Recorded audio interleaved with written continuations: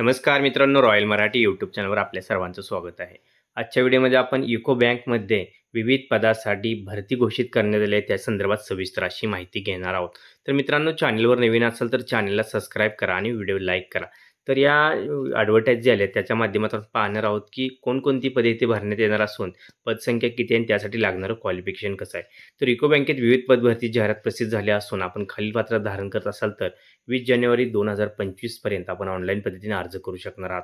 आता एकूण जर पदे बघितली तर आपण एकूण 68 पदे इथे देण्यात आली असून प्रत्येक पदासाठी शैक्षणिक पत्रिका पुढीलप्रमाणे ठेवण्यात आली आहे. रिक्त पदाचे नाव व शैक्षणिक पात्रता जर बघितली आपण तर सर्वात पहिली 2 पदे इकॉनॉमिक्ससाठी असून ही 2 जी पदे आहेत त्याची शैक्षणिक पात्रता पदवीधर असून ते जर बघितलं आपण तर पदवीधर कोणत्या स्ट्रीममध्ये पाहिजे तर इकॉनॉमिक्स, इकॉनॉमेट्रिक्स, बिझनेस इकॉनॉमिक्स किंवा अप्लाइड इकॉनॉमिक्स किंवा फायनान्शियल इकॉनॉमिक्स असे वेगवेगळे इथे नावे आपल्याला देण्यात आले असेल. त्यानुसार जर आपण शैक्षणिक पात्रता धारण करत असाल तर आपण ॲप्लिकेशन करू शकणार आहात. दुसरं पद जे आहे ते आहे फायर सेफ्टी ऑफिसर 2 पदे असून शैक्षणिक पात्रता काय लागणार आहे तर फायर इंजिनिअरिंग पदवी किंवा पदवीधर प्लस विभागीय अधिकारी अभ्यासक्रम त्याचबरोबर 1 वर्षाचा अनुभव आपल्याला असण्यास प्राधान्य देण्यात येणार आहे. तिसरं पद आहे सिक्युरिटी ऑफिसर म्हणून पद देण्यात आलं आहे. त्यासाठी शैक्षणिक पात्रता आहे पदवीधर प्लस फायर इंजिनिअरिंग पदवी किंवा 60% गुणासह पदवीधर प्लस विभागीय अधिकारी अभ्यासक्रम आपल्याला कंप्लीट झालेला असणं आवश्यक आहे. 3 वर्षाचा अनुभव असल्यास आपल्याला प्राधान्य देण्यात येणार आहे.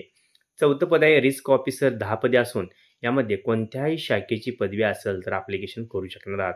त्याचबरोबर आपल्याकडे लष्कर, नौदल, वायुसेनेचे कमिशन ऑफिसर किंवा निमलष्करी दलाचे BSF, CRPF, ITBP, CISF, SSB सहाय्यक कमांडंट किंवा 5 वर्षाचा अनुभव असलेले उपपोलीस अधीक्षक यासाठी ॲप्लिकेशन करू शकणार आहात.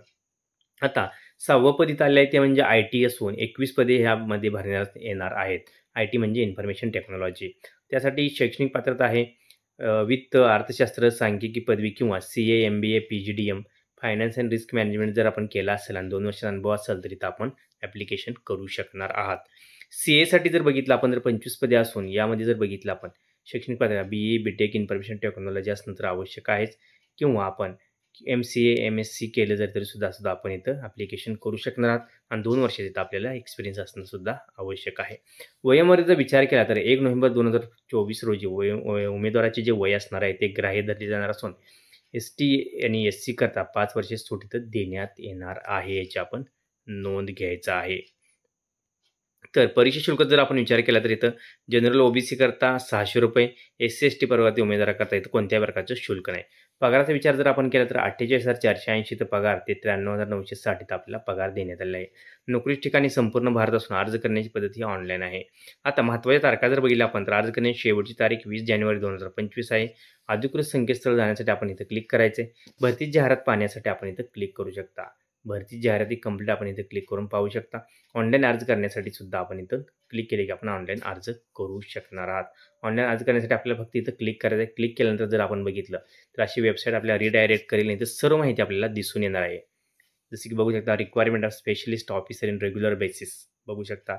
ॲडमिशन स्टार्ट 27/12/2024 ते लास्ट डेट ऑफ सबमिशन 20/1/2025 इथं आपल्याला देण्यात आलेली आहे. असं आपण वेबसाईटला भरू शकता आणि इथं सर्व माहिती रजिस्ट्रेशन प्रक्रिया, न्यू रजिस्ट्रेशन आणि लॉग इन या सर्व प्रक्रिया इथं वेब पेजला आपल्याला दिसून येतात.